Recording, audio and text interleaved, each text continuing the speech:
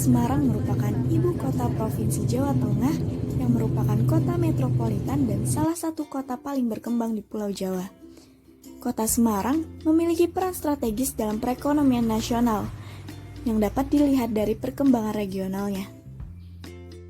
Universitas Diponegoro atau yang biasa kita kenal dengan Undip merupakan salah satu perguruan tinggi negeri berbadan hukum ternama yang terletak di kota Semarang. Undip sebagai perguruan tinggi negeri berbadan hukum tidak hanya menciptakan mahasiswa yang mandiri, mumpuni, serta tangguh dalam ilmu pengetahuannya saja, tetapi perlu memiliki jati diri yang komplit. Komplit merupakan nilai yang selalu digaungkan oleh Universitas Diponegoro, yaitu komunikator, profesional, leader, entrepreneur, thinker, and educator. Nilai-nilai tersebut dapat diasah salah satunya melalui mata kuliah kerja nyata mahasiswa. Kuliah kerja nyata mahasiswa Undip di masa pandemi sangat berbeda dari kuliah kerja nyata biasanya, atau disebut dengan KKN pulang kampung, sehingga lokasi KKN sesuai dengan domisili mahasiswa atau menyesuaikan di mana mahasiswa itu berada. Kebijakan pemerintah pemberlakuan pembatasan kegiatan masyarakat darurat dan level 4 menjadikan kegiatan KKN dilakukan secara online. Tema KKN pada kali ini yaitu sinergi perguruan tinggi dengan masyarakat di masa pandemi COVID-19 berbasis pada tujuan pembangunan berkelanjutan SDGs melalui kegiatan KKN. Halo semuanya, Assalamualaikum warahmatullahi wabarakatuh. Perkenalkan, saya Tria Septiawati dari Teknologi Pangan, Fakultas Peternakan dan Pertanian Universitas Diponegoro sebagai mahasiswa KKN Tim 2 Undip tahun 2021. Lokasi KKN saya terletak di Kelurahan Padangsari, Kecamatan Banyumanik, Kota Semarang. Di hari pertama KKN tanggal 30 Juni 2021 dilaksanakan upacara penerjunan mahasiswa KKN Tim 2 Undip tahun 2021 melalui Zoom meeting dan streaming YouTube.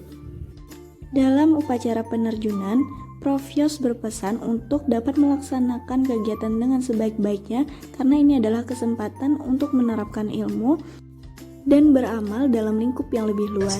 Terpapar oleh Prof. Jaga kesehatan. Ya. Kelurahan Padangsari dengan Lurah Pak Idris SH merupakan kelurahan yang awalnya adalah wilayah Kelurahan Padalangan. Berdasarkan Peraturan Pemerintah Nomor 50 Tahun 1992 tentang pembentukan kecamatan di wilayah Kabupaten Daerah Tingkat 2, Purbalingga, Cilacap, Wonogiri, Jepara, Kendal, serta penataan kecamatan di wilayah Kota Madya Daerah Tingkat 2 Semarang dalam wilayah Provinsi Jawa Tengah, sehingga terbentuklah Kelurahan Padangsari yang menjadi salah satu kelurahan di Kecamatan Banyumanik. Setelah terbentuk menjadi Kelurahan Padangsari, maka kegiatan administrasi yang semulanya dilayani di kantor Kelurahan Pedalangan pindah ke kantor Kelurahan Padangsari yang terletak di Jalan Wisma Prasetya nomor 1, Padangsari, Banyumanik, Semarang. Kelurahan Padangsari terdiri dari 17 rukun warga dan 98 rukun tetangga dengan jumlah 3.262 kepala keluarga, di mana pada 2019 jumlah penduduknya sebesar 12.488 jiwa. Letak Kelurahan Padangsari berada di pinggir kota sehingga cukup strategis karena berada di tengah wilayah Kecamatan Banyumanik, Kota Semarang, yang masyarakatnya 80% lebih bertempat tinggal di Perumnas atau perumahan padat penduduk. Kelurahan Padangsari berbatasan langsung dengan Kelurahan Pedalangan, Gedawang, Jabungan, dan Serondol Wetan. Potensi yang dimiliki Kelurahan Padangsari cukup baik karena adanya 36 usaha mikro kecil menengah atau UMKM, dan 36 UMKM itu terdiri dari UMKM kerajinan atau handicraft, batik, makanan, perikanan, dan pengrajin tempe. Usaha unggulan dari Padangsari adalah tempe, maka ditetapkanlah kampung tematik Padangsari adalah Kampung Pengrajin Tempe, Jalan Cemara Timur 1, RT 3 RW 3. Saya melaksanakan kegiatan KKN di wilayah Kelurahan Padangsari, tepatnya di RW 8, di mana RW 8 memiliki 5 RT, dan salah satunya adalah RT 1, tempat di mana saya melaksanakan kegiatan KKN. RT 1 dengan Ketua RT Pak Ali menerima baik mahasiswa KKN. Potensi UMKM di RT 1 terdiri dari pembuatan akuarium dan ikan hias, konveksi, water heater, dan catering. Kasus COVID-19 di Indonesia belum juga usai. Berdasarkan data Satgas Penanganan COVID-19 per 6 Juli 2021, adanya penambahan kasus baru positif COVID-19 sebanyak 31.189 kasus, sehingga total kasus positif COVID-19 berjumlah 2.345.018 orang. Kasus sembuh bertambah sebanyak 15.863 orang. Sedangkan berdasar data per 12 Juli, kasus baru positif sebanyak 40.427 kasus.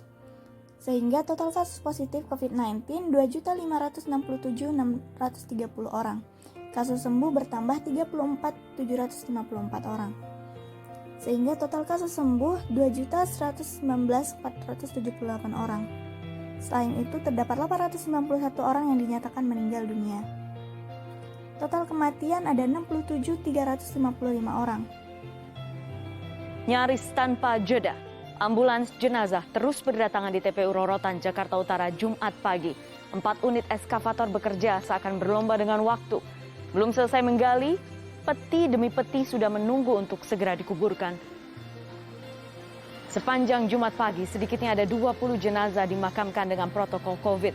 Sejak Maret 2021, dari total 24 hektar lahan, hampir 3 hektar terpakai untuk pemakaman dengan protokol COVID. Artinya, sudah lebih dari 2.000 petak makam di TPU Rorotan terisi. Pada bulan Juli 2021 kemarin merupakan bulan dengan kasus kematian COVID-19 terbanyak. Di RT 1 RW 8 Kelurahan Padang Sari, setidaknya ada 5 rumah yang sedang melakukan isolasi mandiri di awal bulan Juli kemarin. Hal ini merupakan kasus yang lebih banyak daripada RT-RT yang lain di RW 8. Akibat terdapatnya kasus COVID-19 di RT 1 menjadikan masyarakat lebih panik dari sebelumnya. Permasalahan lain di RT 1 RW 8 Kelurahan Padang Sari selain kasus COVID-19 yang setidaknya ada 5 rumah yang terpapar virus COVID-19, yaitu kurangnya lahan pertanian di sekitar lingkungan RT. Karena merupakan perumahan lama dan tidak adanya lahan kosong. Tidak adanya lahan yang bisa dimanfaatkan untuk lahan pertanian ini menjadikan masyarakat RT 1 sulit dalam mewujudkan kemandirian pangan atau ketahanan pangan rumah tangga masing-masing. Soygut Jahe ini merupakan program KKN yang akan dibawakan ke Kelurahan Padang Sari RW 8 RT 1. Langkah pertama, kita persiapkan terlebih dahulu kedelai sebagai bahan utamanya. Kemudian kedelai tersebut kita cuci dengan air hingga bersih. Setelah kedelai bersih, maka selanjutnya kita rendam menggunakan wadah yang bersih selama 1 hari. Jika muncul busa seperti ini saat rendaman, maka sering-sering mengganti airnya. Lalu kedelai dan kulit arinya dipisahkan hingga terpisah seperti ini. Pertama, proses pembuatannya adalah membuat sari kedelai dengan merebus kedelai, lalu kemudian di blender sampai halus dan disaring untuk mendapatkan sarinya. Lalu kita siapkan jahe beberapa ruas tadi sesuai kebutuhan, dan selanjutnya kita rebus sari yang sudah kita saring terlebih dahulu tadi. Kemudian jahe kita masukkan dan kita rebus lagi hingga mendidih sari kedelainya. Tambahkan 2 sendok makan gula dan susu bubuk secukupnya, bisa menggunakan setengah bungkus atau 1 bungkus. Jika sudah tercampur rata, maka kita dapat saring ke dalam tempat untuk melakukan fermentasi. Nah, jadi jahenya tidak ikut ke dalam sari, tapi kita saring seperti ini. Kemudian kita masukkan starter yogurt atau yogurt kering ke dalam sarinya agar dapat difermentasi 14 jam. Jika sudah difermentasi, maka bisa kita pindahkan ke dalam botol. Ini teksturnya cair dan sedikit kental seperti ini. Ini tekstur dari soygut jahenya yang sudah jadi. Output dari program pertama ini ada video tutorial YouTube dan ada poster yang dapat dipelajari oleh masyarakat. Program kedua yaitu membuat modul terkait keamanan dan ketahanan pangan yang diberikan kepada ibu PKK dan diberikan kepada masyarakat berupa soft file. Selain itu, dari kedua program dilaksanakan webinar kepada masyarakat.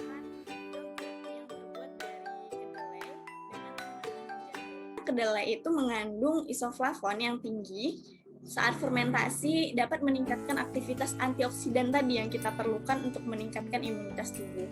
Yaitu bisa jadi susu kedelai, tapi kalau di teknologi pangan nggak boleh bilang susu kedelai Bu sebenarnya, karena nggak mengandung susu, jadi nyebutnya harus sari kedelai. List keamanan pangan dan ketahanan pangan ini disusun oleh saya sendiri dari ada ternyata namanya budidaya ikan dan sayuran dalam ember. Jadi ember satu itu bisa buat budidaya ikan sekaligus sayuran.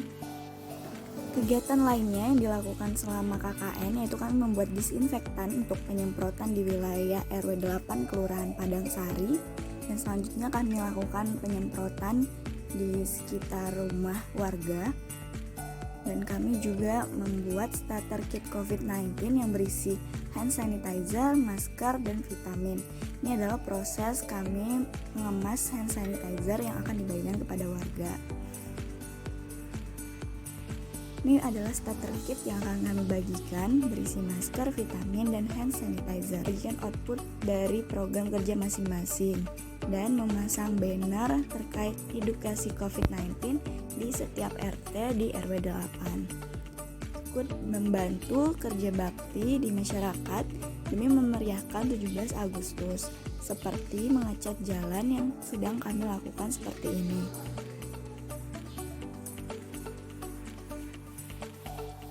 Keren ini presentasinya, sukses ya. Saya juga setuju. Saya akan apresiasi Mbak Rania, Mbak Tria, saya presentasinya atau first of all, I would like to apologize. Maybe today the audience is not many as we hope, ya. Gak apa-apa Ibu, it's all good. But I hope maybe this is not the last one or the last program. Maybe will be there another program again from mahasiswa Undip KKN ya.